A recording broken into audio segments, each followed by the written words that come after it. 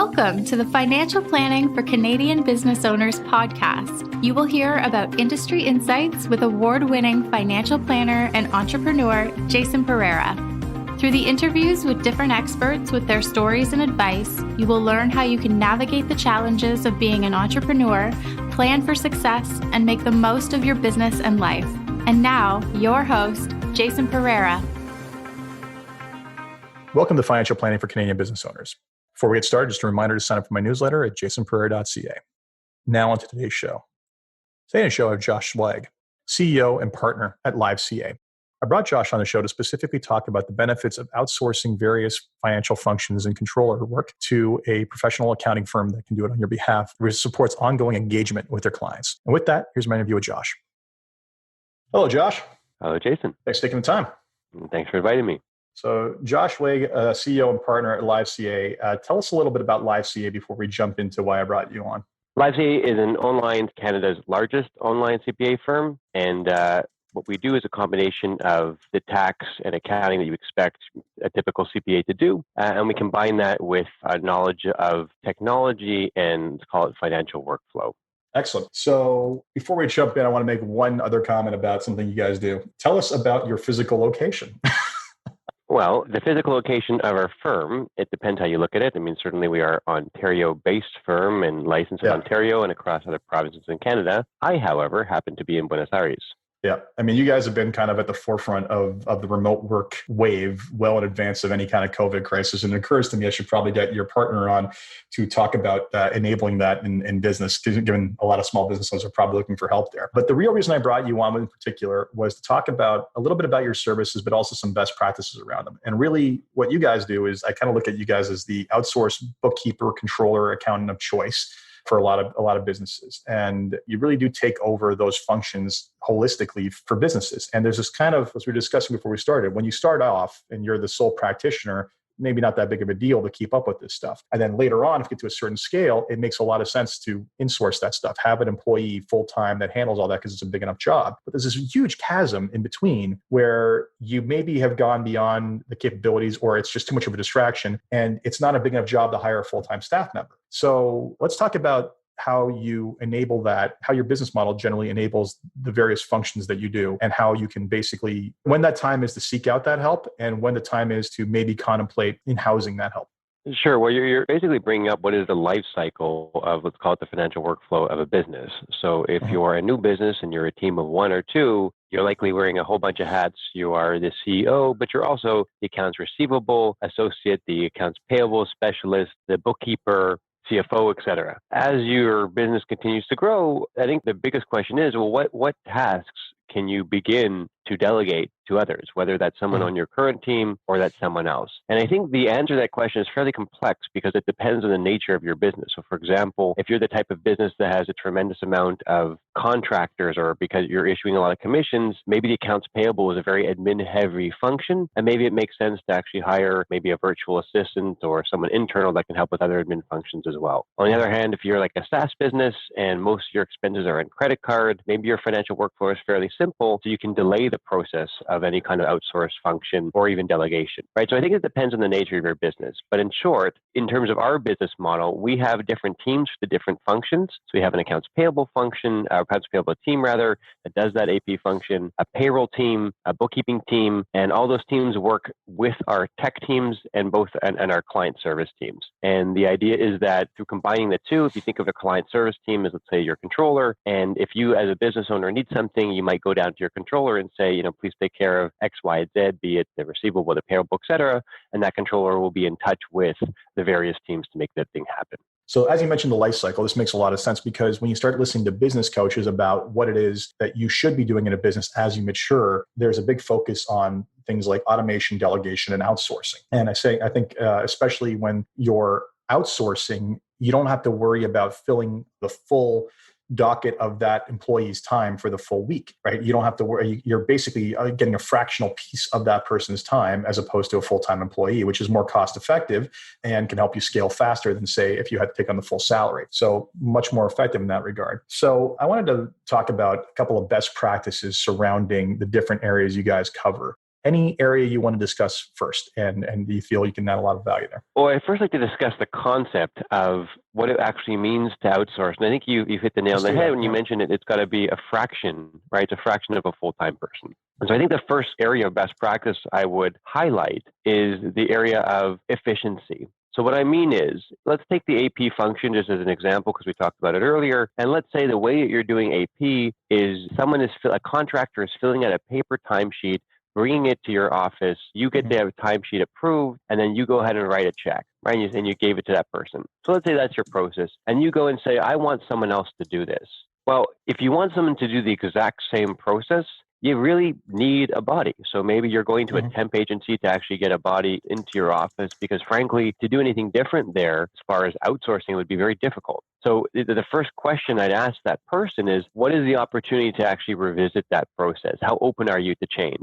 And even though it almost sounds obvious, particularly in the times that we're in today, where a lot of us are working remotely, I don't think it is necessarily obvious for many businesses. So for example, if you're in construction, it's quite possible that some of the contractors that you're dealing with may not have a bank account, and they may be relying on that check for a payday loan. So maybe automating your AP process, while it sounds great, isn't something that's actually practical because of the nature of your work or the people that you're working with, right? So again, the first question I'd say is, what opportunity is there to streamline or make that particular function more efficient? So in your process, do you go in to start off and basically say, okay, we've looked at how your operations flow, and we believe we can take over X, Y, or Z, or if you modify the approach, we can do that? Or and how often, I would say, with that result, does that result in you guys actually taking that on versus saying, look, I think this is a little bit beyond the scope of we can actually offer? So maybe what I would talk about is our process for scoping a new entity. And scoping is basically us going, can we help you? If so, here's what help looks like. And finally, here's how much it costs. So in order to do that, the first step is let's call it an assessment call. And usually I take on that call. And then we walk through the financial workflow of that entity. So for example, how are they charging their customers? Is it on a subscription basis that's recurring, that can be automated? Is it an invoice that has to be prepared based on a timesheet? Is it a product that goes out that can be itemized?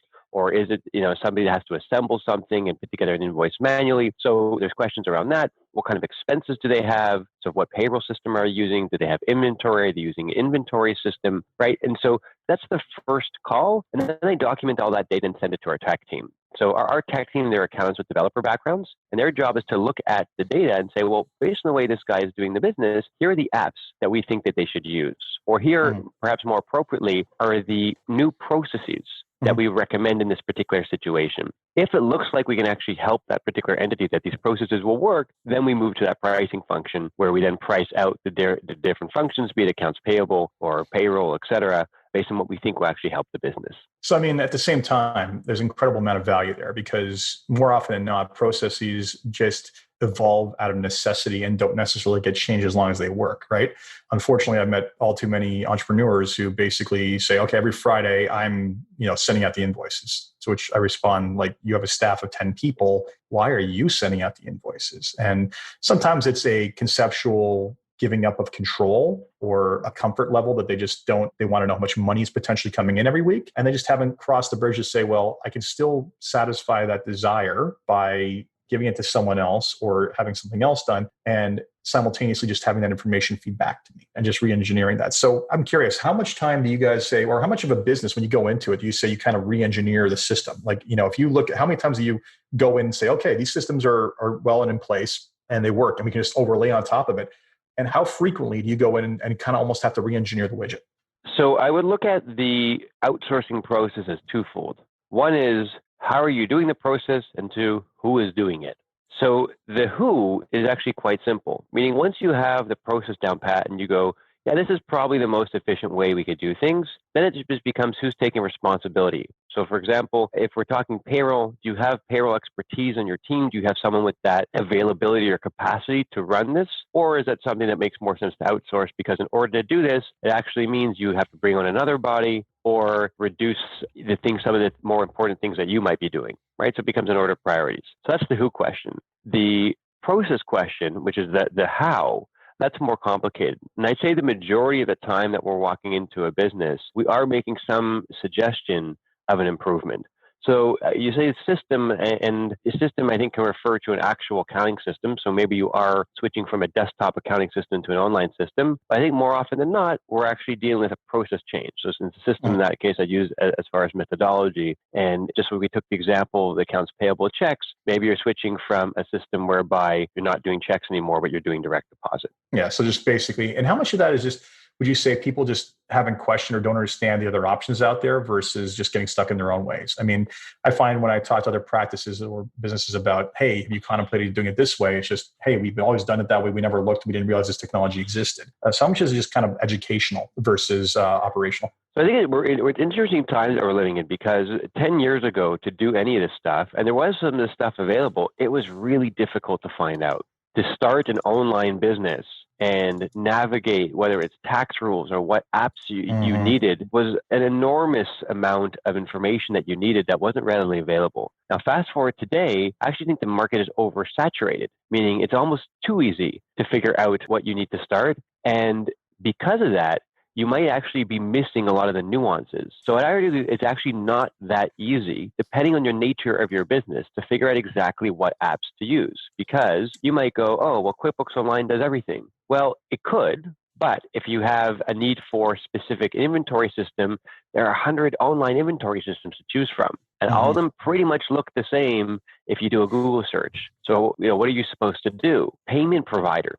There's a lot of online payment providers that handle whether it's credit card processing or whether it's actual accounts payable payments. So which one's better? So because of the overload of information, I actually think we're almost on the complete other side of the spectrum, where it would be quite helpful for someone to have worked with these particular apps to say, look, I can tell you that the user experience in this particular Pereira app is much better than this one for the following reasons. If you're this type of business, frankly, I don't think that information is that readily available online to that level of subtlety. And so that's where I argue, yes, this is a matter of education, but not necessarily education as far as there are options out there, but which particular option is right for you. So it's kind of gone from the paradigm of we don't know it exists to we know it exists, but oh my God, there's 12 vendors and I have no idea where to go. And that's where, the experience, it's the old saying about how no battle plan survives first encounter with the enemy. And you may think that this app is going to work perfectly well, but until you actually start applying it to your business, you don't really know, right? And I think someone like yourself has probably seen a gamut of different businesses and knows different vendors, and what works where is incredibly invaluable. I mean, I get the same kind of inquiries all the time about softwares in our industry, and just had a conversation yesterday about financial planning software. And the first question is always, what is your client base? How are you servicing them? What are you doing? Because it's not the software that's going to solve your problem. It's the proper software applied to the proper situation. Yeah, I agree with that. So let's talk about, if you're good to move on to best practices. When contemplating, what's the first thing someone should contemplate when looking to potentially outsource? Like, what are the key variables or factors that they should think about? And then what should be involved in the process of finding the proper people to outsource to? Okay, so we've already covered the first, it's called pillar of this, which is, it's called open to change, right? You have the right, you need the right mindset to go through the outsourcing process, and you need to succumb to the fact that it's likely you're going to have to make some changes, whether it maybe might be minor, but in your business. So I'd say that's the first best practice is actually being open to change. The second piece of this, I think, is more of identifying what you're looking for. And I think it's no different than shopping for any other product where you have different ranges of quality, right? So if you're car shopping and I go, oh, I need a vehicle. Well, do you need an SUV? Do you need a station wagon? Do you need a used car, a new car? And the answer to that question there isn't an objective answer, like everyone needs a new SUV. It has a lot to do with the type of person you are. And I argue the same about your business. So are you the type of business that requires, let's say, unlimited support and you don't want to pay per use? Are you the type of business that has a lot of complexity? Are you a larger business? Are you a fast-growing business and you need a firm that can accommodate fast-paced change, right? So again, I think the second piece of this is identifying what kind of consumer are you, right? What is important to you as a consumer, because that will dictate what direction you take in terms of sourcing your outsourced provider. Good. So that's the first couple pillars. What else, once they actually start that pursuit and finding the right relationship, what does that look like? So once you identify that you're, let's say, looking for, in our case, I mean, we're not a cheap provider, so we are one of the more expensive providers in Canada, but we have a well-defined ideal customer. So in our case, to bring it more of a practical example, in our case, we typically work with customers that have at least $1 million of revenue or more. Our average customer is probably, maybe between 3 and 5 million and growing. And they probably have a headcount of maybe at least 5 people. It's not to say we don't work with people less, but it gives us a sense of there is a little bit of complexity required in this kind of business. So in terms of how to select a provider and best practices, I think the first thing is actually walking through that firm's discovery process.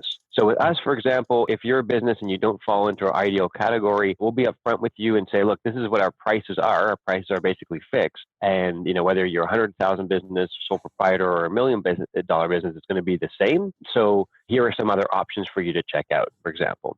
So going back to this, if you do go through our process, our discovery process, I think you'll get a pretty good sense of the confidence that you have in that particular firm. So I would challenge anybody that's looking for an outsourced provider to actually walk through that firm's discovery process. And I'd ask yourself, does this firm have a process where they know what kind of customer I am? Do they have a way of assessing who I am? Because if they don't, and this is unfortunately all too common in the industry, where you go to a provider and you say, I want the following services, and they go, cool, it costs X. And I think, how could you possibly select a partner based on price alone, particularly if you're looking for that person's to, in some cases, replace a current body, right? So this is not a product that you don't have. This is no different, I think, than the hiring process of an employee. Imagine an interview process when, hey, how much do you cost? Oh, you're the lowest salary? Okay, cool, you're hired. To me, that's the equivalent of basing this outsourced provider decision on price. So I think the idea is go through their discovery process and almost consider it like an interview process of a new candidate that you would hire full time. Yeah, I mean, it's interesting because I think there's a couple of views of accountancy and financial support that you provide. And one is it's a necessary evil thing to get it done because they got to file taxes, right? So oftentimes when you perceive it that way, it becomes commoditized in your mind and therefore becomes a just get it done, low value type thing. Although I will say anyone who's got that mindset, listen to this podcast, really, really needs to change their mindset, because I've seen a lot of things screwed up over the years by the low-cost accountant or the one that they just outgrew and did not move beyond. The second piece, I think, speaks in general towards comprehension of value. Anyone who basically says it's going to cost X without fully deep diving into your business and fully understanding what it is that they're doing it's a bit, here's the problem. Same thing in my business. People don't turn away business enough. Right? They don't basically worry enough about client fit. They just vacuum up whoever they can, because when you start off, you vacuum up whatever business you can to stay alive. But sometimes you just never break out of that mindset. And the last part is a lot of times, a lot of what people come to the accountancy world for in general is they think that, oh, you guys are going to come up with all this crazy tax stuff to save me a bunch of money. Well, we know there's only so many things that can be done within the tax code, and that's not the case, right? Where I think where your value proposition is different, and one of the reasons why I brought you on was that you're more about enabling the day-to-day operations of the business, which is something that can be incredibly powerful and liberating, versus just the entire general conception of file my taxes and make me pay less. Yeah, no, I agree. I agree with that. And so if you want to piggyback onto another best practice there, which occurred to me as you were speaking, I would call it set up the system to scale. And now I go back to that second point that we talked about, which is what kind of consumer you are. But let's assume you are the type of business that is planning on growing. So I'd ask you, how long is it going to take for this system to break with this? So if you go through the pay-per-use model, and let's go back to our example with that person that wrote checks, as the contractors walked in with their particular timesheet. If you're 5 contractors, okay, fine. If you're 100, well, that system's going to break. And so I ask you, how long until that actually breaks? And so when we work with companies, we try to get a sense of how fast they're growing, and then we try to lay processes that say, hey, whether you're 5 employees or 50 employees, this will actually be the same. And I can tell you right now, this system will break maybe once you're 150 employees, at which point you should probably hire a full-time payroll person, right? So I think part of another best practice is getting a deep understanding of when does this system break, at which point you then have to make full-time hires for some of these functions, at which point you have to change the processes. So if you're the type of person, and I don't necessarily think that everyone needs to take accounting super seriously. There are businesses that maybe they only do need to do it once a year and don't worry about it. I think that's few and far between, right? But I think if you have a growing business, right, you actually do need to take this seriously, because the point is that mentality will break very quickly. Yeah. While I generally agree with the statement, and maybe everybody doesn't need to do that, I think that one of the the piece missing there is the experience part of it. And all too often, I hear the same experience from a lot of people dissatisfied with their accounts, which is end of the year, they take him everything and the accountant turns around and says, oh, here's what you owe the government and here's my bill. And there's no one likes a shock, right? No one likes to owe at the end of the year. We can debate whether or not you should give the government a tax-free loan or not, or an interest-free loan or not. But frankly, no one loves the entire, you owe this, 5-figure, 6-figure amount. And by the way, here's the bill for it. It's just a broken experience. So I would say that at least some level of basic engagement and understanding is required on all relationships. And I want to come back to what you said specifically about pay-per-use versus kind of ongoing relationship. I find that pay-per-use, and I get approached by this on my business on occasion too, to me, that entire model, just the transactional nature of it just changes the dynamic of a relationship to no end, right? Because then every time someone utilizes your services, it becomes a cost-benefit analysis as opposed to a almost sunk cost analysis, right? I've already paid for this. I can utilize the services. I'm not afraid. And I'm not going to reach out for something pointless, right? Because I'm too busy for pointless stuff. I just need to get this taken care of versus, if I do this, they're going to bill me X. Is it really worth it? And then maybe they fall on the wrong side of the decision. I'm curious because you guys were probably one of the first companies I saw take on kind of a retainer-based ongoing engagement model. How do you feel that's changed the relationship in general with your consumers versus with your customers versus the traditional model? Well, I'm quite opinionated about this subject, and I would argue that I would stand behind it and say you actually can't have a true advisory relationship with a customer if you're pay-per-use. Yeah. And the reason is because of the way the incentive system works. The incentive in a pay-per-use system is don't use, is to use only when needed. Exactly. And unfortunately, having worked at a traditional firm prior to LiveCA, all too often, the partners at the firm would get upset and go, oh, I can't believe the customer did X. That was so stupid. If only they came to me. Well, of course they didn't come to you. You charge $400 an hour. Yeah, they're disincentivized from the beginning. So why would they call you to ask a question when they think they have the answer themselves? Because they have to do the cost benefit. Well, a phone call to so-and-so is about $400. This thing that I'm doing, it's not that important, so I'm just going to go ahead and do it. And I think it's almost impossible to get out of that and the pay-per-use model because, as you said, it forces you to make a buying decision every time you have a question. And I think the true advisory actually comes from not reactive advisory, meaning because a customer reached out to you, but it's proactive advisory. And it's very hard to do proactive advisory and say, hey, I'm going to call you. And by the way, I'm charging you for this phone call. Yeah. Not too many people are going to be cool with that. Yeah. Copy and paste everything you said for your industry and apply it to mine. And I think that whereas the pay-per-use model disincentivizes interaction with the professional, some sort of ongoing comp model, whether it be like in retainer-based or on monthly fee or what I have going with AUM, the reality is that it changes also the incentive of the vendor because we are compensated on we know what we're going to bring in from that client. We need to profit from that client. We have to do it through one of a couple ways. We have to deliver that service effectively in order to be profitable. But beyond that, we can't just underservice them because then the experience breaks and then we lose the revenue, right? So it's a dual incentive. It basically pushes us to be efficient, but simultaneously focuses us on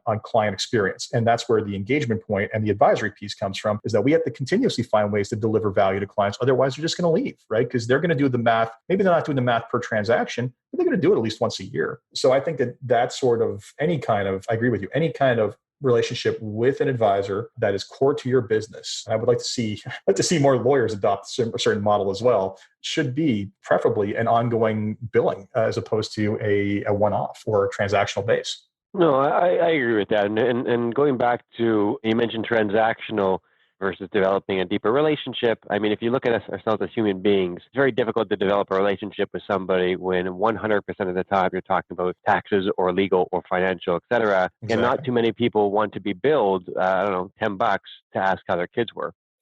That is, nailed it. Absolutely. Yeah. And the thing is that maybe someone says, well, yeah, I don't really need you to ask me how my kids were. Well, maybe you do, because maybe, God forbid, kid was disabled, came into some sort of struggle, or maybe just even the existence of them creates some sort of opportunity for planning around them, right? To support that child, or as a tax planning opportunity. Like, the more we get to know people's lives, the more we uncover the opportunities that we didn't know existed as advisors. And it's funny, like, I often say to clients, like, look, most of the calls I'm going to have with you are going to be about your personal life, because you don't even know the things I can help. Even if I try to explain everything I can do to help you, I don't necessarily know everything about your life until you tell me. And then when you tell me, it's like, oh, I can help you with that. And typically the response is, I didn't know that, right? Because it's really hard to create a checklist of every possible opportunity that exists to help someone in our two fields, right? Only through those interactions we find other opportunities. Sure. What's the Henry Ford quote, right? Which is, if I ask customers what they want, it would be a faster horse.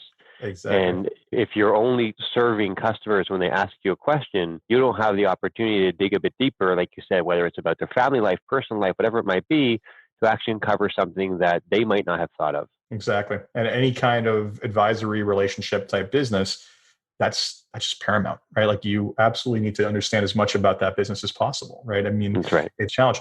So we got sidetracked there, but it's a valuable one, because I think that conversation is going to resonate with a lot of people who listen to this podcast who are in more knowledge or advisory or support-based businesses, because what we just basically talked about applies across the board almost. So beyond that, we've covered off kind of best practices of when to seek outsourced consultancy and whatnot, and how to basically do that. We also talked about the value of ongoing engagement and relationships. What else would you like to talk about? Like, I mean, there's any number of ways we can go with this. Everything from best practices on on vendors for technology or billing. Like, what do you think is the most resonant thing you can basically bring to the table here?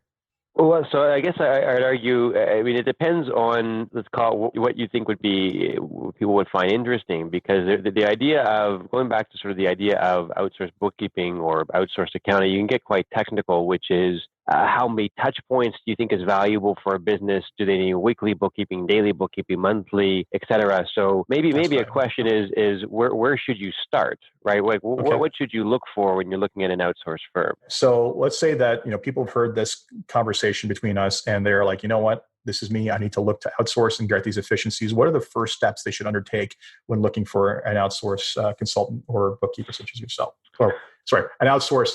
You guys do a lot of stuff. So outsource support. Let's talk about that. I think there's an important piece around change management, right? Which is, if you're starting to do this, and hopefully you're starting to do this when you're not too big. So meaning you're not 50 people and the CEO is doing this stuff and he really wants to get it off his plate or her plate. Maybe you're doing this when you're a growing organization of maybe 4 or 5 people, and you're thinking about this because you know that if you spend more time doing the thing that the core competency to your business, then obviously you can continue to grow and generate more income, et cetera. Right. So let's say you're doing it at that stage, which I think is the more appropriate stage, if possible. So then I think it becomes change management, meaning if you're the type of person, which is often the case when people look to outsource, that you've been on top of this for 2 years. As the CEO, you've been doing your books every single day. You look at these every single day. You're doing your cash flow planning. You're holding on to bills and deciding which one to pay. You're not going to get that from an outsourced firm, because what you really just described is a full-time relationship. And hey, if that's what you want, then you want to spend, I don't know, $80,000 in a full-time controller, cool. But if you're looking to delegate this function, you got to be prepared that it's going to look different than when you did it yourself. And it's not just going to look different because someone else is doing it. It's going to look different because you only have a fraction of a person, right? Which is basically the definition of outsourcing versus a full-time. So that means you have to adjust your expectations. And so a lot of times when we deal with that type of business that's been doing it daily or weekly, we try to reset the expectations of going, well, what are you trying to achieve here? And I think when people are pushed, they kind of realize that this is just something they've been doing in a certain, they've been used to doing things a certain way, but it actually isn't making a massive impact. So when I ask people, why do you need daily bookkeeping? Well, I just really like it. What kind of information, what new information are you gathering from doing so? And like I said, in some cases, it's just a neuroses, almost like during the times of COVID when people check the news every 4 hours, like as if something else magically is going to appear. And so we encourage people to say, hey, let's see if we can get into let's first start with a monthly close. Let's get your books closed by the month. And let's get your AP into a 15-day cycle, not a daily cycle. Let's get your payroll into that 15-day cycle if you're paying weekly or whatever the case is. And let's talk about what impact that might have, what information, what decisions are you going to base on your books? And I would argue that the majority of cases, people start to relax a bit and they go, oh, I guess I don't really need this every single day. I guess it begins to take up less mental space. And all of a sudden they're comfortable with these monthly discussions where they can actually let the accounting running in the background, right? And then dedicate some more focused time to actually make some of those accounting decisions or business decisions based on the numbers. Yeah, it's what you described is almost my personal journey to a T. We've been dealing with each other for a while, but literally, yeah, I did all the bookkeeping on a daily basis, all the stuff on a daily basis, right? And when you start off, it makes sense, right? Because you're more concerned about cash flows and whatever else. But sooner or later, you get to a point where you're not worried about having exactly the right amount of money and anyone having down to the dollar on a daily basis. And that just becomes an exercise in futility, right? And I agree with you. It's what is it you're really trying to accomplish? And more often than not, doing it daily, unless you're a really, really, really tight cash flow business, that's very little value. So I, having gone through that kind of progression myself and the progression of slowly handing more and more over time, realized that those little bits of time were really starting to add up and we're adding very little value to the business and we're better off done by someone else. So there's an endorsement of the personal experience that I actually went down to let go of those reins. So before we wrap up, I want to talk about in particular how your experience and the business's experience in the age of COVID, particularly, you specifically deal with small to medium-sized enterprises in general who've been very hardly hit by this. How have you been able to add value and basically support them in this relationship throughout this? Okay, well, let's separate that question into two components. The first component is what measures help businesses, so the what, and then the how, meaning how do we actually provide that what during this time? So the what, in March, when the shock hit and businesses began to close and everyone starts to freak out as to what do we do, the first thing that we started doing with customers, rather than sending a generic COVID email that we got from, I don't know, maybe 50 vendors of, hey, it's COVID, if you as you heard. And so we decided we don't want to do that. And instead we want to reach out individually and provide something of value. The first thing that we could do of value was cash flow planning. So we created a cash flow template that could be customized for each individual business. And basically each manager would reach out to their customer and go, all right, let's hop on a call and let's talk through what could the next couple of weeks look like. Do you have enough cash? Do you have to do layoffs? And let's make some decisions quick. So that was the first what. The second what, and this is a big group of stuff, are all the benefits, right? So the benefits of the Canadian Emergency Wage Subsidy, which involves a few complex calculations to be able to provide that, which is a big benefit if you can get it. There's the CURB, which is the $2,000 a month if someone needs to step away from the business to take care of the kids or is sick or what have you. There's the small business loan, and there's a whole host of other benefits, right? And each of these benefits is actually not that simple to understand. And so a big part of the COVID support from an accounting firm is helping businesses understanding what the benefits are, if they're eligible, and then actually going ahead and applying for those benefits, right? So those are the big what. The how, I think, ties nicely into what we talked about earlier, which is the idea of a retainer, right? And I think the whole idea of a retainer, and I think talk about what a customer should try to get past this is, well, I didn't use you that much this month, and therefore I want to pay less. Well, okay, go and pay per use. But all of a sudden, here we are in COVID, and we as a cyclical business, generally, where we're chatting to our customers maybe every month or every quarter, all of a sudden 400 customers want to talk to us at once, instantly. Yep. And so I think the beauty of the retainer model from a customer perspective is that all those things, like I mentioned, the wage subsidy and all these other benefits that I know other accounting firms were just scrambling to figure out how they bill for these. And imagine if you're a business that's about to lay off 50% of your staff and your accounting firm says, I'll help you, but it's going to cost you $5,000. You're going to go, probably insert expletive here. But whereas we're going, I think this just falls under the support that people are paying us for. And it just happens to be that they need us more than ever right now. And so we decided during COVID to shower our customers with more support than ever. And I think because of that, a lot of customers decided to keep our retainer despite having to make some tough decisions in their business. So us jumping in and saying, we're going to support you during this time, apply for all these benefits, doing the cash flow planning, you don't need to pay us anymore. This is part and parcel of the support to you, I think is a tremendous benefit for a customer and then is more indicative of what an advisor relationship should look like. Yeah, I mean, the entire transactional nature of the norm, right? It's being a penny wise and pound foolish, right? If you're like, well, I only want to pay for what I use. Well, that's fine. But the difference is that in cases like this, I mean, way to look at the retainer is, some of it's for Some of it's for months where, you know what, I didn't get full value out of it. And the rest of it is almost think of it like an insurance premium, right? When poop hits the fan, that is a disproportionate amount of work that if billed for would basically, again, be like, oh my God, why do I $5,000, $10,000, whatever it is now at the worst possible moment. It also, again, like I said earlier, it changes the ongoing compensation model. It changes the dynamic of how you think of your business. You guys are out there saying we need to add as much value now as possible because this is when they really need us. Whereas everybody else is, again, how do we bill for this, right?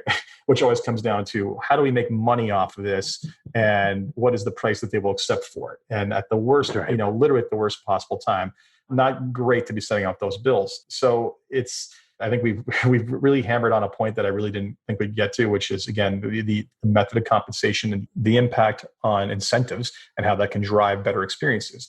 I might need to rename the podcast episode because of that, but I agree with you fully. So glad to see you've done that. And frankly, I'm sure that the clients you have are forever grateful for it and will speak nothing but positive reviews of you people because of it. I don't think you guys are ever going to lose business because of lack of service, that's for sure. So before we wrap up, where can people find you and learn more about what it is you guys do? So people can go to our website. It's www.liveca.ca. So LIVECA.ca, not to be confused with live.ca, which is Microsoft. You'd be surprised how many support questions we get for people's email. Or you can email me at josh@liveca.ca. The Microsoft thing I never thought about. Anyway, Josh, thank you very much for your time. Thank you, Jason. So that was my interview with Josh Zweig at LiveCA. I hope you enjoyed that, and I hope you take time to look into his services. As always, if you enjoyed this podcast, please review on iTunes, Stitcher, or wherever it is your podcast. It really does help people find us. This podcast was brought to you by Woodgate Financial, an award-winning financial planning firm catering to high net worth individuals, business owners, and their families. To learn more, go to woodgate.com. You can subscribe to this podcast on Apple Podcast, Stitcher, Google Play, Spotify, and SoundCloud. For more episodes, go to jasonpereira.ca. You can even ask Siri, Alexa, or Google Home to subscribe for you.